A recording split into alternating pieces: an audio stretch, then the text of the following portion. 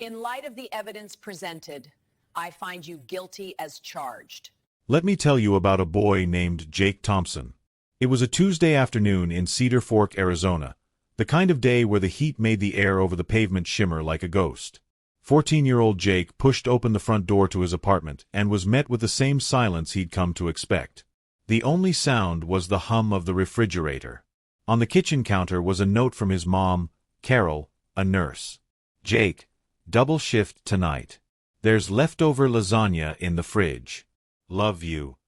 He'd read 100 versions of that note. He folded it and put it in his pocket. The apartment wasn't just quiet. It was empty. It felt like the walls were holding their breath. For most kids, this might be freedom. For Jake, it was a sentence. He was a good kid, quiet, with a kindness that often got mistaken for weakness. But inside, he was screaming. He was screaming at his dad for leaving, at his mom for always being at work, at the kids at school who seemed to look right through him. He just wanted to be seen, to be heard. And that's where the game came in. He retreated to his room, the blinds drawn against the desert sun, and powered up his computer. The glow of the monitor was the brightest thing in the room. As the login screen for Starfall Chronicles appeared, he felt the tightness in his chest begin to loosen. This was his world. Here, he wasn't the invisible kid from the struggling family.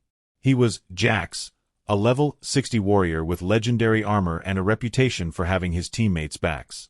And his teammate was always there. The moment he logged into the voice chat, a smooth, calm voice greeted him. "Jax, my man. I was hoping you'd be on." It was Shadow. He was older, maybe in his 20s, and he was everything Jake wasn't: confident, funny, and he treated Jake not like a kid, but like an equal. He was the big brother Jake had always wanted. "So," Shadow said after they'd completed a raid, "rough day." And it all just spilled out. Jake told him about the empty apartment, about the note. He told him about Mason, the kid at school who'd shoved him into a locker that morning, and how the teacher had just told them both to act their age. He told Shadow how invisible it all made him feel. Shadow listened. He didn't interrupt or offer empty platitudes. He just said, "I get it, man. The world doesn't see guys like us. They think we're just background characters in their story." That was it. That was exactly it. Jake felt a surge of gratitude. Someone finally understood. "There's a way, you know," Shadow said, his voice dropping into a more serious, conspiratorial tone. "A way to make them see you. To make them all stop and actually listen for once." Jake leaned closer to the screen. "What way?" "It's just a statement. A prank, really. But it's the kind of prank they'll remember. They'll never be able to ignore you again." A prank. Jake's heart did a little flip. A harmless joke. That didn't sound so bad. It sounded thrilling. "What do you have in mind?" Jake asked, his fingers hovering over the keyboard. Shadow's message popped up in their private chat. It was just 4 words. "Are you in, Jax?" In that moment, Jake wasn't in his silent, lonely apartment. He was Jax, the warrior. He had a mission. He had a friend who believed in him. This was his chance to be someone. He typed back the 2 words that would end his life as he knew it. "I'm in." The morning after talking to Shadow, Jake woke up with a knot in his stomach. It wasn't the good kind of excitement from the night before. In the cold light of day, it felt more like dread. He kept hearing Shadow's voice in his head. "It's just a prank. A statement. They'll finally see you." He got dressed in a daze. His mom had already left for an early shift, so the apartment was still and silent again. Too silent. It made the voices in his head louder. He went into the garage, the air thick with the smell of oil and dust. Shadow's list was burned into his memory. "Just stuff that looks convincing," he'd said. "It's all about the illusion." Jake found the old digital clock radio his mom had thrown in a box to be donated. He pulled a few wires out of an ancient set of speakers. In the junk drawer, he found a block of gray modeling clay that felt cold and heavy in his hand. His hands were trembling just a little as he gathered it all on the workbench. This is where the first real doubt crept in. Standing there, looking at the collection of junk, it didn't feel like a prank. It felt like he was building a lie. A very specific, very dangerous-looking lie. But then he thought about Mason's smug face. He thought about eating lunch alone every day. He thought about Shadow, the only person who believed he was capable of something bold. He couldn't back out now. He couldn't be a coward. He unzipped his old blue school backpack and slowly placed each item inside. The clock, the wires, the block of clay. He arranged them carefully, just as Shadow had described. It looked real. Or at least, it looked like what he imagined a movie prop would look like. When he zipped the bag closed, it felt 1,000 pounds heavier. He slung it over his shoulder. The weight of it was a physical shock. This wasn't a backpack full of textbooks anymore. It was a backpack full of a secret. A very, very big secret. He walked to school that morning, and every step felt loud. He was sure everyone was looking at him, that they could see right through the nylon and know what was inside. The sun was bright, the birds were chirping, and everything looked normal. But for Jake Thompson, nothing would ever be normal again. He reached the school, his heart hammering against his ribs, and headed straight for the locker Shadow had told him to use. The joke was no longer just an idea. It was in the bag, and it was in motion. The morning dragged on. Second period. History. Mr. Darnell was droning on about the Civil War, but Jake couldn't hear a word over the sound of his own heartbeat thumping in his ears. He kept glancing at the clock, every tick feeling like a countdown. To what, he didn't know. He just knew something was supposed to happen. And then it did. It started not with a bang, but with a whisper. Jake saw Mr. Darnell get a call on the classroom phone. His teacher's easygoing posture stiffened. His eyes flickered around the room, and for a split second, Jake could have sworn they landed on him. Then, the old, tinny speakers of the school intercom crackled to life. But it wasn't the usual morning announcements. It was the principal, Mr. Henderson, and his voice was stretched tight with a fear Jake had never heard before. Teachers and students, this is a code red lockdown. Initiate shelter-in-place procedures immediately. I repeat, code red. A stunned silence gripped the classroom for a single second. Then, chaos. A girl in the front row let out a short, sharp scream. That's when the real noise started. The sound of chairs scraping, kids gasping, and the teacher's voice, suddenly loud and firm, yelling, "Everyone! Away from the windows! Now!" Mr. Darnell rushed to the door, locking it with a heavy, final click. He pulled down the blinds, plunging the room into an eerie, slatted twilight. "Everyone, sit on the floor, backs against the wall," he commanded, his voice shaking just enough for the students to notice. Jake's mind was racing, a frantic, jumbled mess. Code red. That was for what? An active shooter? His stomach twisted into a cold, hard knot. This wasn't part of the plan. A prank was supposed to be a funny story later. This was terror. Then he saw them through the narrow gap in the blinds. Police cars. Not one or two, but a dozen, streaming into the parking lot, lights flashing in silent, frantic rhythms. They were followed by huge, dark trucks. Men in black tactical gear, carrying rifles, poured out and took up positions behind their vehicles. It looked like a scene from a war movie. And in the center of it all, a robotic device on tracks rolled calmly towards the school's front entrance. A bomb squad robot. The word exploded in Jake's head. Bomb. This had nothing to do with a shooter. This was about the locker. His locker. The backpack. This wasn't a statement. This was a catastrophe. A cold sweat broke out all over his body. He felt dizzy. This was too big. This was all wrong. He needed to talk to Shadow. He needed to tell him to call it off, to explain it was a joke. With trembling hands, hidden behind the knees of the students crammed next to him, he pulled out his phone. The screen glowed brightly in the dim room. He opened his messaging app, his fingers slipping on the keys. "Shadow, what's happening? This is too much.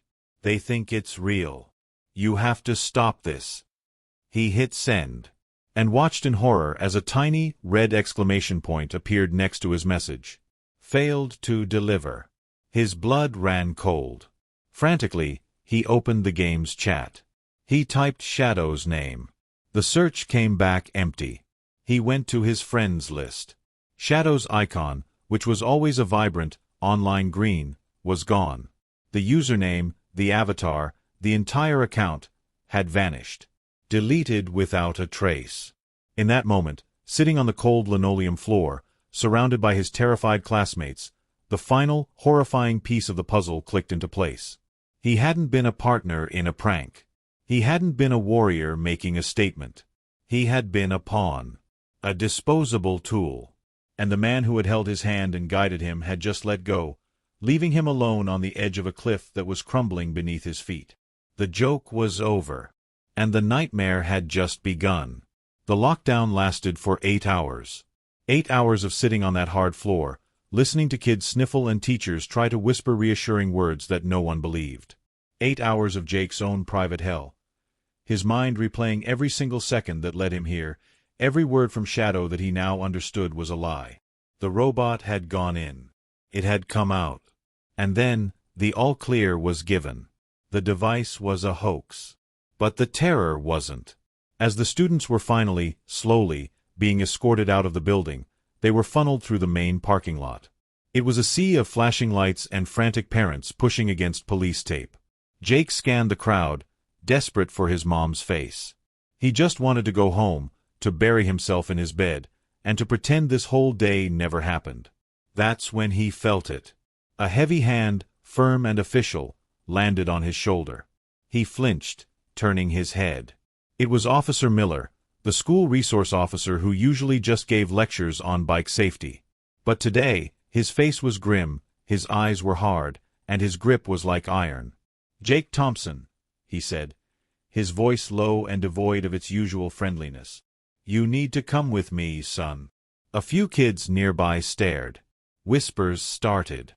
Jake's legs felt like they were made of water. "Why? What's going on?" he stammered, but he already knew. Oh God, he already knew. He was led not to his mom, but to a patrol car. He was placed in the back seat, the hard plastic and the smell of antiseptic making him nauseous. There were no handles on the inside of the doors. This was really happening. The police station was a blur of harsh fluorescent lights and echoing voices. He was put in a small, windowless room, an interrogation room. A detective, a woman with a tired face and eyes that missed nothing, sat across from him. She slid a photograph across the table. It was his blue backpack, ripped open, its contents displayed like evidence. "Jake," she said, her voice calm but relentless. "We know you placed this in locker 347. We have you on camera. We need you to tell us why." And Jake, his voice a trembling, pathetic thing, said the only truth he had left. "It was a joke. It wasn't real. It was a prank." The detective didn't smile. She didn't nod. She just stared, and in that stare, Jake saw the absolute, terrifying truth. She did not care. The door to the interrogation room burst open. His mother, Carol, stood there, her face pale, her work scrums wrinkled, her eyes wide with a pure, animal panic. "Jake, what is this?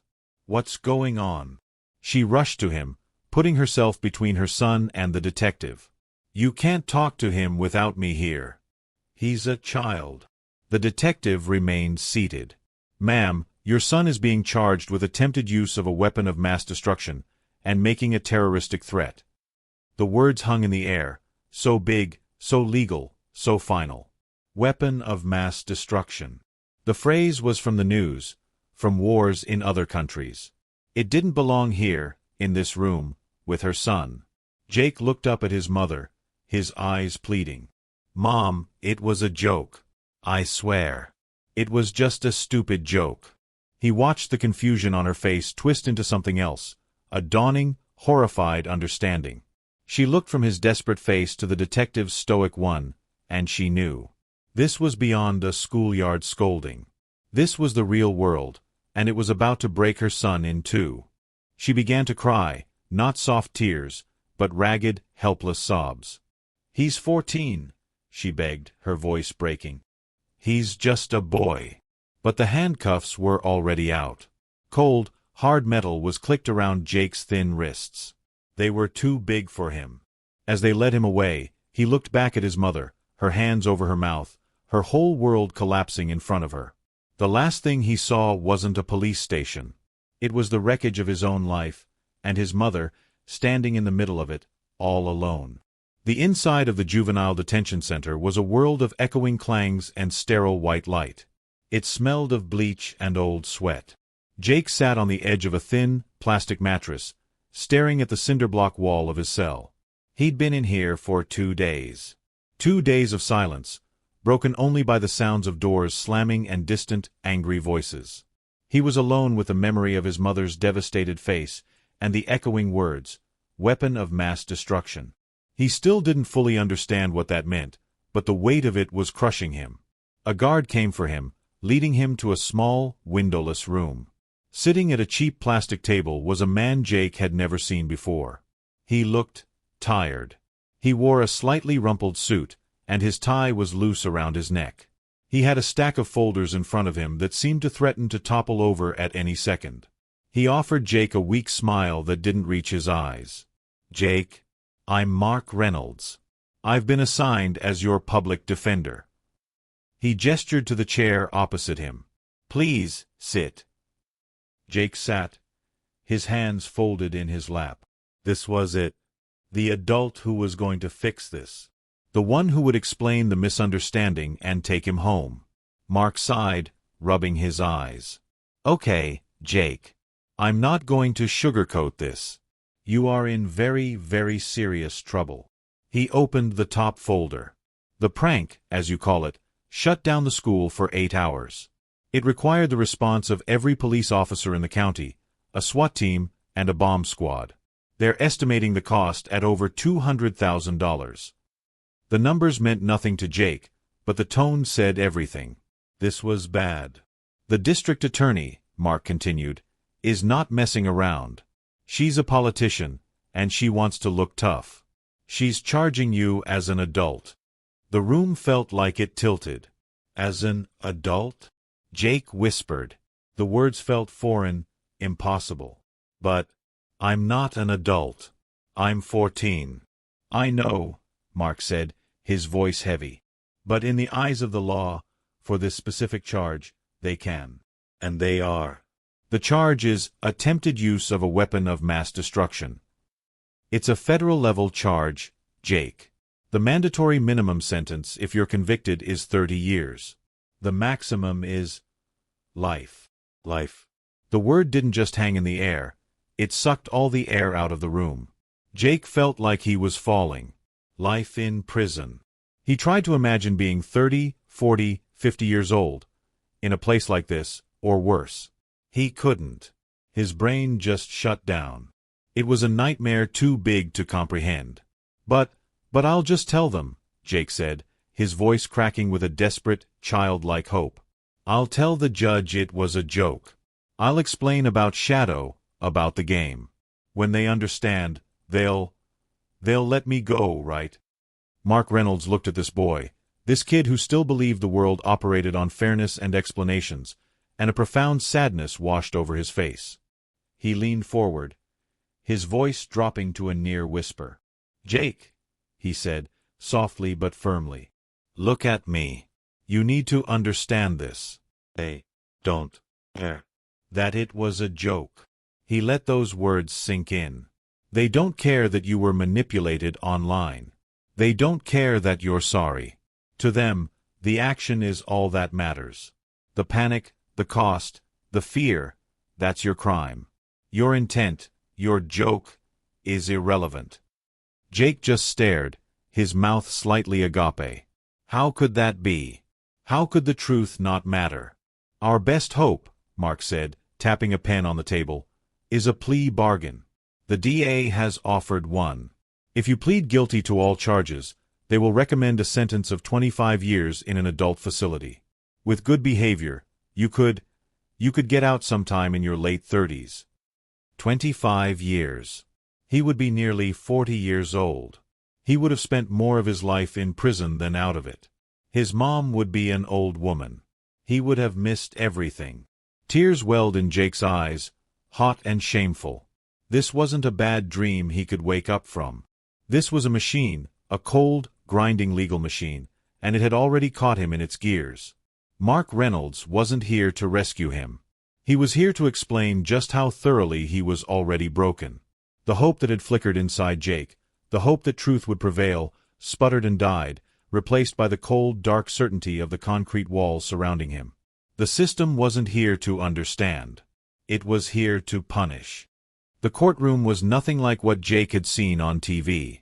It was smaller, for one thing, and the air was thick and still, smelling of old wood and floor wax. The benches in the back, the gallery, were filled with reporters who scribbled in notepads and strangers who stared at him with naked curiosity. He felt like an animal in a zoo. His mother sat in the front row, wearing the same nice dress she saved for church and funerals. She gave him a shaky, encouraging smile, but her eyes were red-rimmed and terrified. Jake was wearing a stiff, new suit that Mark Reynolds had procured for him. The collar scratched his neck, and the sleeves were a little too long, making him feel like a little boy playing dress-up in his father's clothes. He was a child, pretending to be a man, in a place that was pretending to be about justice. The judge entered, a severe-looking woman with silver hair and glasses perched on the end of her nose. Everyone stood, and the ritual began. It felt ancient and impersonal. Then, the jury filed in. Jake's heart leapt for a moment. These were the people who would understand. They were just normal people. There was a woman who looked a bit like his mom, a man who reminded him of a friendly neighbor. He searched their faces for a hint of sympathy, a flicker of kindness. But their faces were blank. Carefully, professionally neutral. They were parents, taxpayers, homeowners. They looked at him not as a child, but as the defendant. The one who had caused the panic. The problem that needed to be solved. Then, the prosecutor stood up. District Attorney Helen Vance was a tall, sharp woman whose heels clicked with authority on the wooden floor. She walked to the jury box and rested her hands on the rail, like a teacher addressing a class. "Ladies and gentlemen of the jury," she began, her voice clear and confident, filling the room. On the morning of September 12th, Cedar Fork Middle School was not a place of learning. It was a battlefield. It was a ground zero. For 8 hours, teachers trembled in locked classrooms, fearing for their lives. Children texted what they believed might be their final goodbyes to their parents.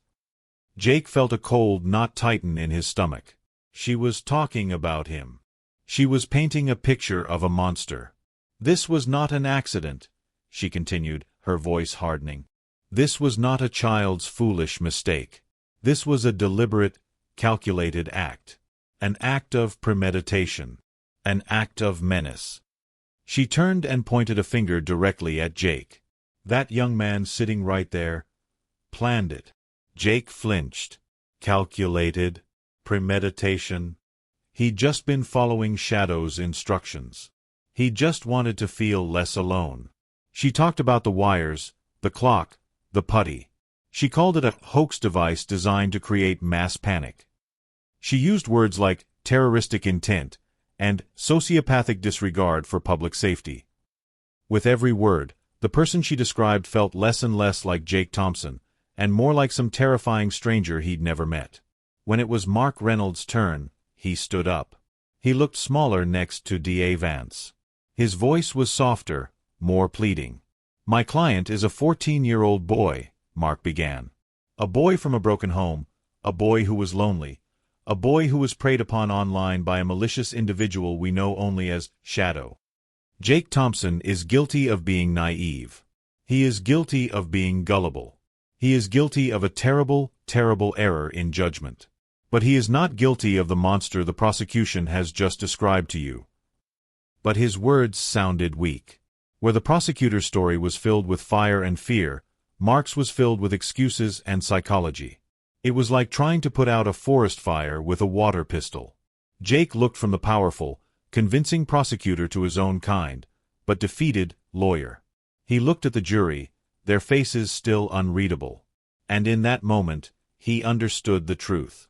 This wasn't about finding out what really happened. This was a play, and he had been cast as the villain. He was just a prop in a performance whose ending had already been written. And for the first time, sitting in that uncomfortable suit, he felt a new, chilling emotion. Not just fear, but the utter certainty that he was already lost. Mark Reynolds couldn't sleep. The image of Jake's face, that mixture of hope and utter devastation, haunted him. He'd been a public defender for 15 years. He was used to being cynical, to losing. But this case, this boy, it felt different. It felt like a fundamental wrong was being committed, and he was just the guy paid to watch it happen. He sat in his tiny, cluttered office at 2 a.m, empty coffee cups littering his desk. The prosecution's case was a sleek, powerful machine, and he was trying to stop it with the moral equivalent of a stick. He had nothing, except for a name. A ghost's name. Shadow. On a whim, fueled by desperation and cheap coffee, he called an old friend from college, Ben, who was now a digital forensic analyst. "Mark, do you know what time it is?" Ben's voice was thick with sleep. "I need a miracle, Ben," Mark said, his voice raspy. "I need you to find a ghost." He explained it all. The game, the chats, the vanished account. He sent over the little information he had, the username, Shadow, the approximate dates and times of the conversations Jake had recalled. 4 days, he heard nothing. The trial continued with witness testimonies about the fear and the chaos. Each day felt like another shovel of dirt was being thrown on Jake's future. Mark felt like he was drowning. Then, late one night, his phone buzzed.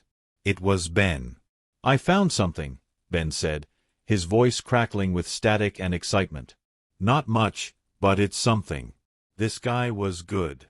He used a VPN, a service that hides your real location. He routed his connection through servers in, let's see, Iceland, then Panama. Mark's heart sank. "So it's a dead end." "Not entirely," Ben interrupted. "The way he set up the account, the specific gaming servers he used, it's a pattern. This isn't some kid messing around. This is sophisticated. This is someone who has done this before." He left a style of digital footprint. "I can't give you a name and address, but I can tell you this much. Jake was absolutely, 100%, groomed. This was a deliberate, malicious manipulation of a minor." It was the first piece of good news Mark had gotten since this nightmare began. It was the truth. It was the why. The next day, in the judge's chambers, Mark presented his findings. He laid it out, his voice passionate.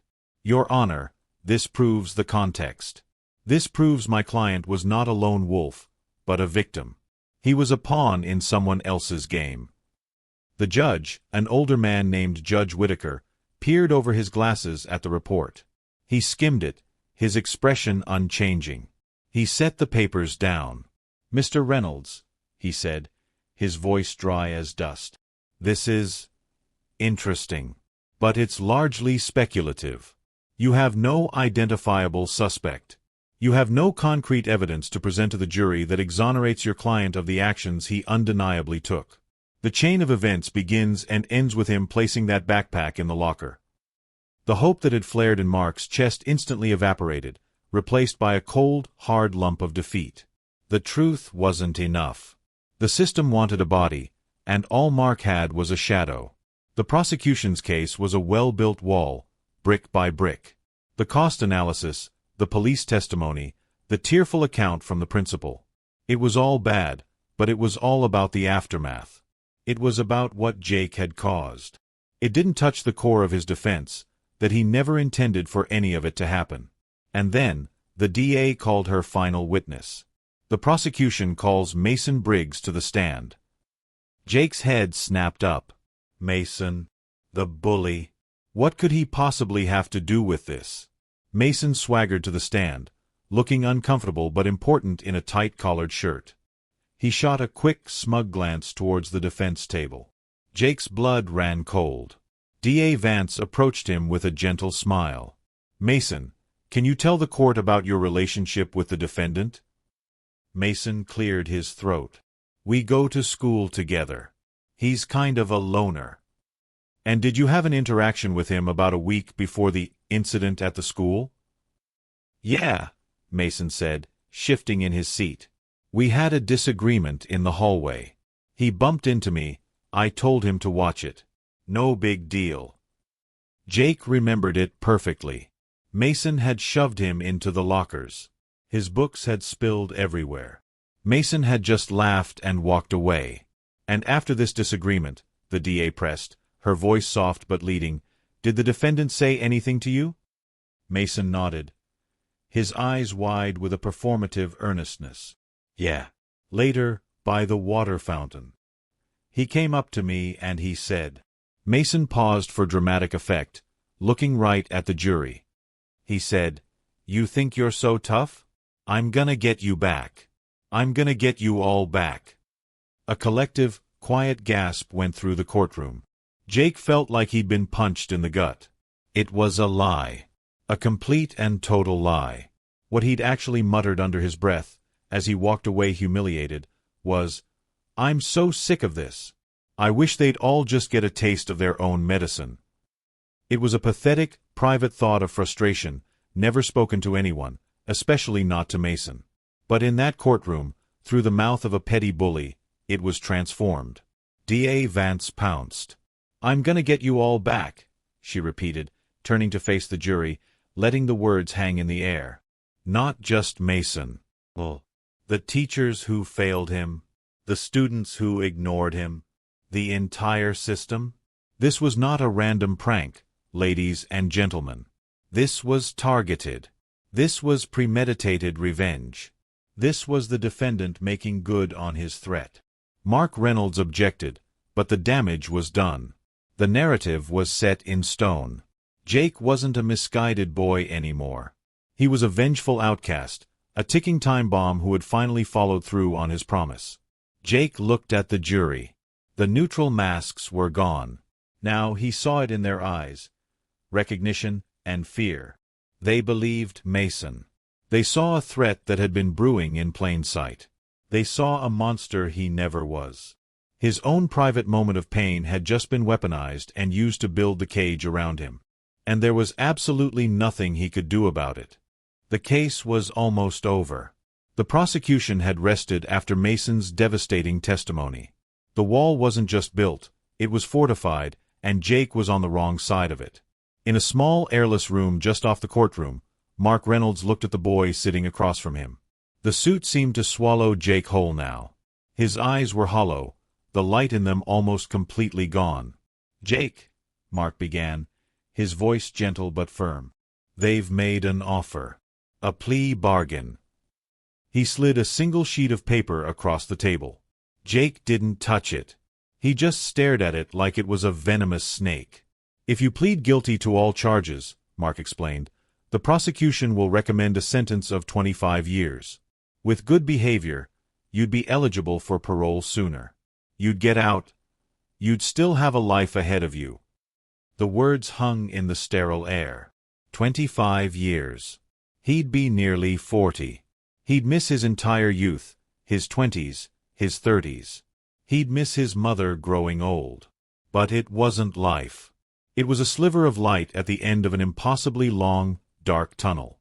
This is the only way, Jake, Mark urged, leaning forward. If we let this go to the jury, and they convict you, which they will, the judge will have no choice.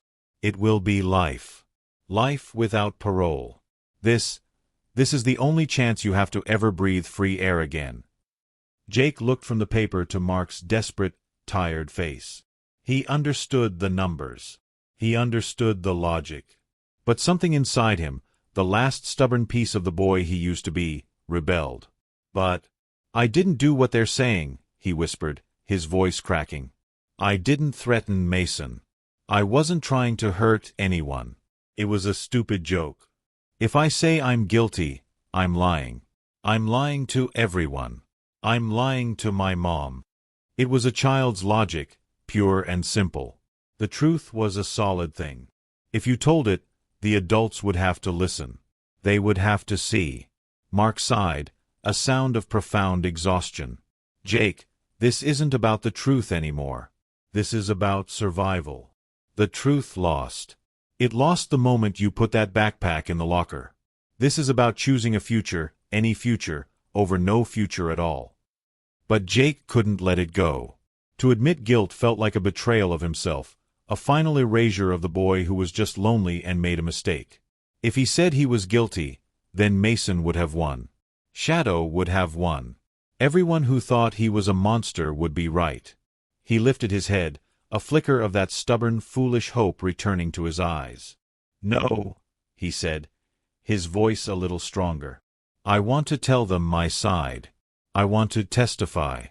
When they hear it from me, when I explain about Shadow and the game and everything, they'll have to believe me."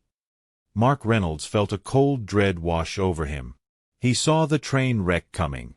He saw the prosecutor, a seasoned shark, circling this naive, emotional boy. He saw the jury's disapproving faces. "Jake, no," Mark said, almost pleading. "It's too risky. They will tear you apart." "It's the truth," Jake insisted, his jaw set with a finality that broke Mark's heart. It was done. The choice was made. The boy had chosen principle over survival. He was going to walk into the lion's den, armed with nothing but the truth, believing it would be enough to save him. It was the bravest and most stupid decision Mark had ever seen. The moment had come. All his eggs were in this one fragile basket. The truth. His truth. The defense calls Jacob Thompson to the stand. A hush fell over the courtroom. Jake stood up, his legs feeling like they were made of rubber. The walk to the witness stand was the longest of his life. Every eye was on him. He could feel the weight of the jury's gaze, the judge's impartial stare, the prosecutor's predatory focus. He sat down, the wooden chair hard and unyielding. He swore to tell the truth, his voice a shaky whisper. Mark Reynolds approached him slowly, like one might approach a spooked animal. "Jake," he began, his voice calm and reassuring, "just tell us in your own words what happened that day." And so, Jake did. He started with the loneliness, the empty apartment, the notes from his mom. He talked about the game, about how it was his escape. His voice gained a little strength as he described meeting Shadow, how cool he was, how he listened, how he made Jake feel important for the first time. He explained the plan, the prank. He said it was just a statement, Jake explained, his eyes pleading with the jury to understand. That it would look real, but it wasn't. It was just stuff from my garage. He said it was a joke they'd never forget. He described his growing fear when he saw the police, the SWAT team. He told them about the failed text, the deleted account. He just disappeared. I was all alone. When Mark sat down, Jake felt a flicker of relief. It was out. They knew everything. Now they would understand. But then, District Attorney Helen Vance stood up. She didn't walk, she prowled. She smiled, but it wasn't a friendly smile. It was the smile of a cat that has just seen a mouse step into the open. "A joke, Mr. Thompson," she said, her voice dripping with faux curiosity. "That's your explanation?" Jake nodded, his throat tight. "Yes, ma'am." "Can you define a joke for me?" she asked, tilting her head. "What, in your mind, makes something funny?" I don't know," Jake stammered. "It's just something that makes people laugh." "Laugh," she repeated slowly. She then picked up a large photograph, showing the terrified face of a young girl being escorted from the school, tears streaking her cheeks. "Did she look like she was laughing, Mr. Thompson?" Jake's eyes welled up. "No." She showed another photo, of a police officer crouched behind his car, his rifle aimed at the school. "Did he look like he was in on the joke?" "No," Jake whispered. "You used wires, a clock, putty. You took great care to make it look authentic, didn't you?" "I was just following." "Yes or no, Mr. Thompson? Did you assemble these items to create the illusion of a live explosive device?" "Yes, but—" "And you placed this device in a public school, knowing full well what would happen, didn't you?" "I didn't know it would be like that," Jake cried, his voice breaking. You didn't know police would come, she pressed, her voice rising. You didn't know children would be terrified? You didn't know you would cost this town hundreds of thousands of dollars? What exactly did you think would happen, if not that? She was boxing him in, twisting his every word. He was trying to explain the mind of a manipulated 14-year-old, and she was demanding the logic of a calculating adult. I wasn't thinking, he sobbed, completely overwhelmed. No, she said, turning her back on him and walking toward the jury. You weren't thinking about anyone but yourself. This wasn't a joke, Mr. Thompson. This was an act of selfishness and revenge.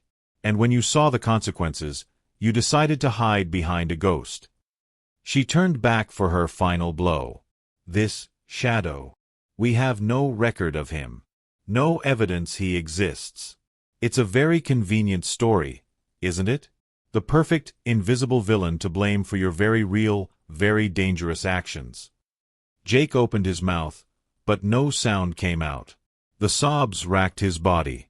He was just a crying boy on the stand, and through his tears, he saw the jury. He didn't see understanding. He didn't see pity. He saw 12 people who looked disgusted. He hadn't convinced them. He had confirmed their worst fears. He had proven he was exactly what the prosecutor said he was, a selfish, reckless kid who was now crying because he'd been caught. The truth hadn't saved him. It had destroyed him. The end had arrived. After all the testimony, the evidence, the tears, it all came down to this: the last chance for either side to plant a final, unshakable idea in the minds of the 12 people who held Jake's life in their hands. The air in the courtroom was so thick with tension you could barely breathe. District Attorney Helen Vance stood up first. She walked slowly to the jury box, her posture perfect, her expression grave. She didn't need notes. She knew this speech by heart. "Ladies and gentlemen of the jury," she began, her voice calm and commanding. "For the past week, you have heard a story. A story about a lonely boy, a story about an online ghost, a story about a joke." She let the word hang in the air, laced with sarcasm. "But I am here to remind you of the story you saw with your own eyes." She gestured to the photos of the bomb squad, the terrified children. "This case is not about a video game. It is not about a broken home. It is not about a mysterious stranger named Shadow, for whom there is not a single shred of physical evidence. This case is about one thing, and one thing only: choice." She leaned forward, gripping the rail of the jury box, her eyes locking with each juror. Jacob Thompson made a choice. A conscious, deliberate choice. He chose to gather wires, a clock, and explosives putty. He chose to assemble them into a facsimile of a bomb. He chose to walk into a school filled with over 700 children and staff. And he chose to place that device in a locker, with the specific intent of causing mass panic. Her voice began to rise, filled with a passionate intensity. He didn't call the police beforehand to warn them it was a prank. He didn't leave a note saying, "Just kidding." He planted it, and he walked away, and he sat in a classroom and waited for the terror to unfold. He chose to become a domestic terrorist. His age does not excuse that choice. His loneliness does not justify that choice. The law exists to protect society from the consequences of such monstrous choices. She pointed a finger at Jake, who sat trembling at the defense table. "Do not be fooled by the suit or the tears. Look at the action. Look at the consequence. Your duty is not to understand him. Your duty is to hold him accountable. To send a message to every other angry, disaffected individual out there that if you make this choice, you will pay the ultimate price. Find him guilty. Protect our community. Thank you." She sat down. The silence she left behind was deafening. It was a powerful, terrifying performance. Then, it was Mark Reynolds' turn. He stood up, looking older and more defeated than ever. He didn't stride to the jury box. He trudged. "Ladies and gentlemen," he began, his voice quiet, almost conversational. "The district attorney is right about one thing. This is about a story. But she's only telling you the last page." He shook his head, a sad, weary gesture. She wants you to see a calculating terrorist. I'm asking you to see a 14-year-old boy. A boy so starved for connection that he found it in the first person who offered him a kind word, even if that person was a predator hiding in the shadows of the internet. She says there's no evidence of shadow. I say the evidence is sitting right there. He pointed at Jake, not as an accusation, but as proof. That hollowed-out, terrified boy is the evidence of grooming. He wasn't a mastermind. He was a puppet. He didn't make a calculated choice. He made a tragically naive one, trusting the wrong person with the desperate trust of a child who has nowhere else to turn. Mark's voice cracked with genuine emotion. We are not asking you to excuse what happened. We are asking you to understand how it happened. To see the whole story, not just the explosive finale. If you convict Jacob Thompson as an adult and send him to prison for life, you are not punishing a monster. You are throwing away a broken child who was failed by his family, failed by his community, and manipulated by a monster we can't even find. He looked at each of them, his eyes pleading. Your duty isn't just to the community. It's to justice. And justice without mercy, justice without context, justice that refuses to see the humanity of the accused, is not justice at all. It is vengeance. Find him not guilty of these adult charges. See the child. Thank you. He sat down. The arguments were over. There was nothing left to say. The fate of Jake Thompson was now in the hands of 12 strangers, left alone in a quiet room to decide which story they believed. The wait was agony. It lasted 2 days. 2 days in a silent, suffocating holding cell, where every sound from the hallway made Jake's heart leap into his throat. 2 days for his mother, Carol, who paced her empty apartment, jumping every time the phone rang. 2 days for Mark Reynolds, who chain-drank coffee and stared at the law books on his shelf, knowing he had done all he could, and that it wasn't nearly enough. On the afternoon of the second day, the call came. The jury had reached a verdict. Walking back into that courtroom felt like walking to his own execution. The air was charged, electric. The jury filed in, their faces pale, their eyes fixed straight ahead. Not a single one of them would look at him. Jake's mind, which had been a chaotic storm of fear and a tiny stubborn flicker of hope, went utterly, terrifyingly blank. This was it. The judge spoke. Mr. Foreman, has the jury reached a verdict? A man in the front row of the jury box stood up. He was holding a single piece of paper. His hands were shaking. We have, Your Honor. The bailiff took the paper and handed it to the judge. The judge read it, her face revealing nothing. She handed it back to the bailiff, who returned it to the foreman. The entire ritual felt slow, cruel, and deliberate. Would the defendant please rise? Mark nudged Jake. His legs felt like they were made of stone. He somehow managed to get to his feet, his mother rising shakily beside him. He could hear her soft, quick breaths behind him. The judge looked at the foreman. Please read the verdict. The foreman cleared his throat. The sound echoed in the silent room. He looked down at the paper. On the single count of attempted use of a weapon of mass destruction, we the jury find the defendant guilty. The word wasn't loud. It wasn't shouted. It was just a word, spoken clearly into the quiet room. But it hit Jake with the force of a physical blow. Guilty. There was a sharp, gasping sob from behind him, his mother. Then, the courtroom erupted into a wave of murmurs and movement. But Jake heard none of it. The word guilty was echoing in his head, over and over, each time draining more of the world of its color, its sound, its feeling. He didn't cry. He didn't scream. He just stood there, frozen. The flicker of hope wasn't just extinguished, it was as if it had never existed at all. He had been found guilty. He was a convicted felon. The 14-year-old boy named Jake Thompson was gone, and in his place stood a number, a case file, a prisoner. His legs gave way. Mark Reynolds caught him by the arm, holding him up as the world crumbled around him. The joke was over. The truth had failed. And his life, as he knew it, was finished. There are moments in life that are so big, so heavy, you expect the world to crack open. The sentencing hearing was nothing like that. It was quiet, antiseptic, It felt less like a thunderclap and more like a door being quietly, firmly closed and locked.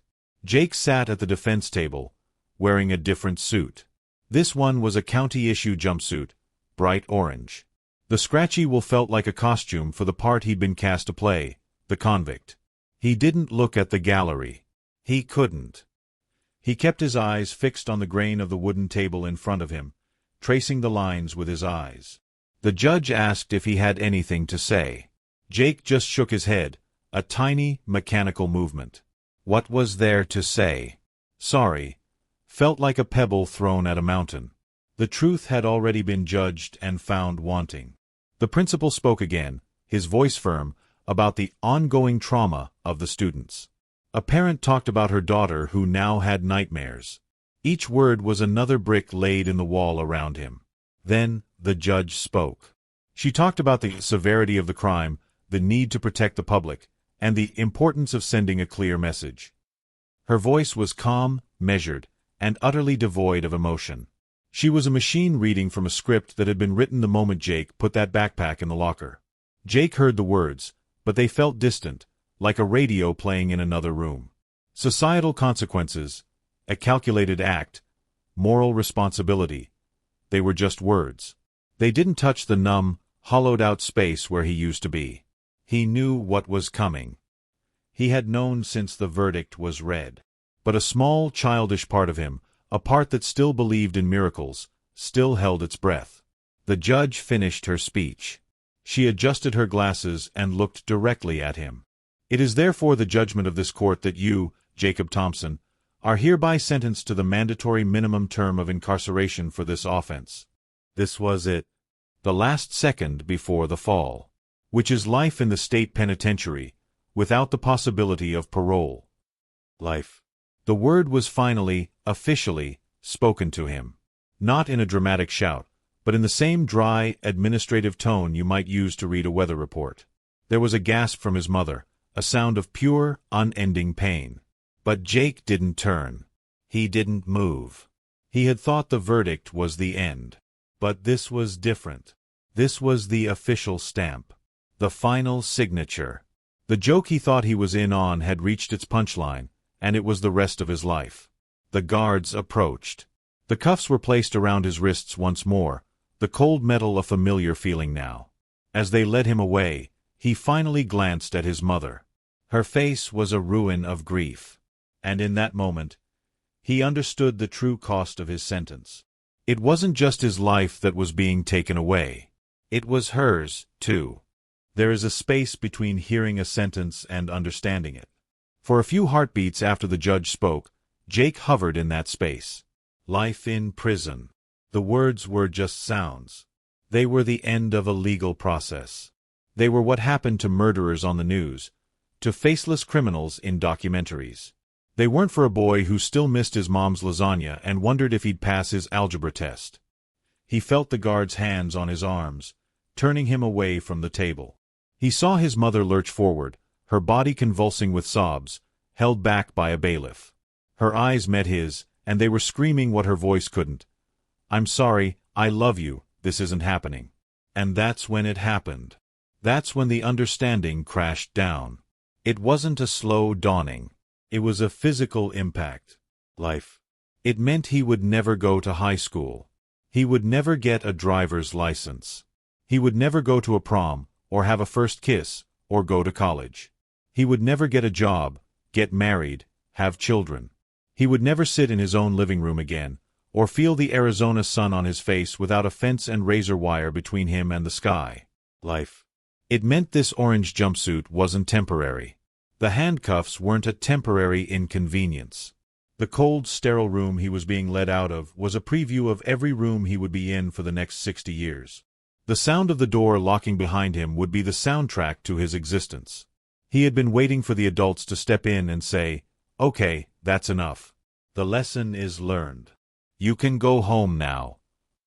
He realized, with a clarity that was more terrifying than any fear he'd felt so far, that there were no more adults. The judge, the guards, the system, they were the adults, and this was the lesson. There was no going home. There was no after this. This was it. The joke, The stupid, naive, catastrophic joke was finally, undeniably, over. The punchline was the rest of his life. As he was led through the door leading out of the courtroom and into the bowels of the jail, the last thing he saw was his mother's hand, reaching out for him as if across a vast and impossible distance. Then the heavy metal door sealed shut with a deep, resonant clang that didn't just echo in the hallway. It echoed in the future. It was the sound of his life being locked away forever. The first thing you notice is the noise. It's never quiet. There's always the clang of a distant steel door, the shout of a guard, the muffled blare of a television, the low, constant hum of men talking, arguing, existing in a space that was never meant for living. For Jake, the silence of his old apartment was now a luxury he would never experience again. His life shrank to a single, brutal routine. Wake-up was at 5:30 a.m., signaled by a harsh buzzer.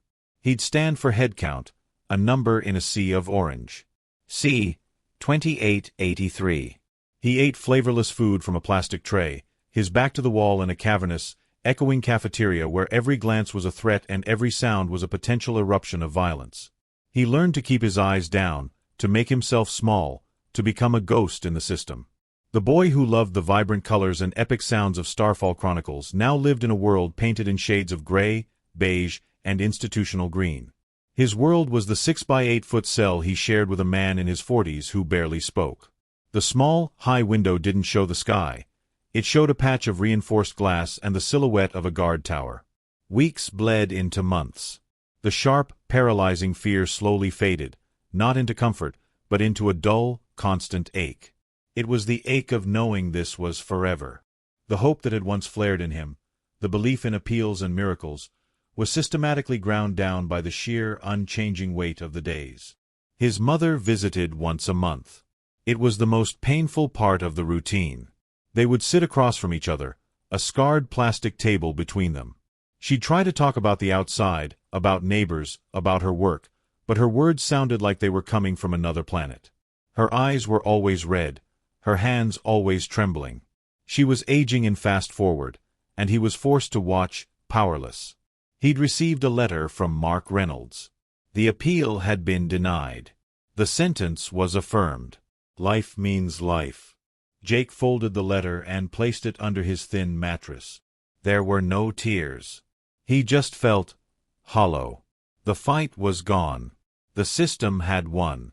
The boy who was Jake Thompson was gone, and in his place was inmate C. 2883, a number waiting out the decades, one identical, soul-crushing day at a time.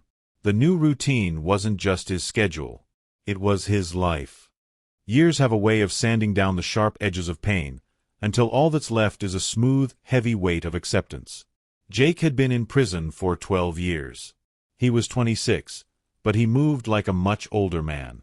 The system had carved out the boy he'd been and left behind a man who knew only routine, silence, and survival.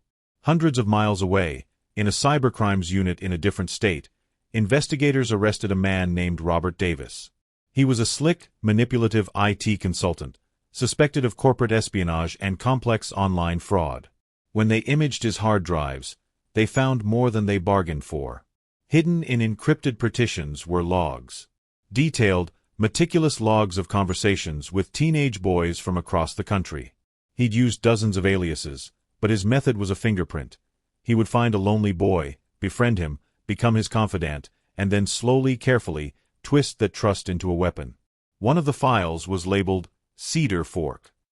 An investigator with a good memory for old news cross-referenced the dates and the details. He pulled up the case file for State versus Jacob Thompson. The connection was undeniable. Robert Davis was Shadow. A report was filed.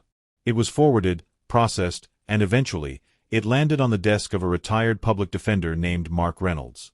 Mark, now older and grayer, drove to the maximum security prison he knew too well. He sat across from Jake in the visitor's room, a faded copy of the report in his hands. Jake looked at him, his eyes flat, showing no recognition of hope. "Jake," Mark said, his voice rough with emotion. I have something for you." He slid the file across the table. Jake looked at it but didn't touch it. "We were right," Mark said, a tear finally escaping down his cheek. Shadow was real. His name is Robert Davis. They found it all on his computer. The entire conversation. The grooming. The instructions. Everything. It's all right here.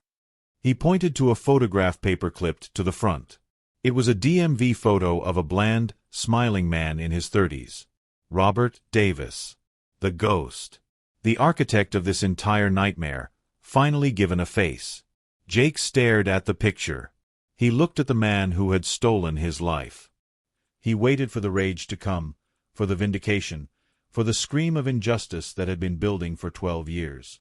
But nothing came. There was no fire, no fury. Just a vast, empty silence. The truth had arrived, but it was 12 years too late. It was a guest showing up after the funeral was over and everyone had gone home. He slowly pushed the file back toward Mark. "It doesn't matter," Jake said, his voice a quiet, hollow monotone. "It doesn't change anything." And he was right. The system had gotten its conviction. It had consumed his youth, his future, his very soul. The truth was just a piece of paper now, a footnote in a closed case. It couldn't give him back his life. It couldn't unbreak his mother's heart. The ghost had been given a name, but the man he haunted was already gone. Jake stood up, the movement automatic and weary, and walked back toward his cell. The door closed with the same final clang he heard every day. The truth had set no one free. It was just the last cruel punchline to a joke that had ended long, long ago.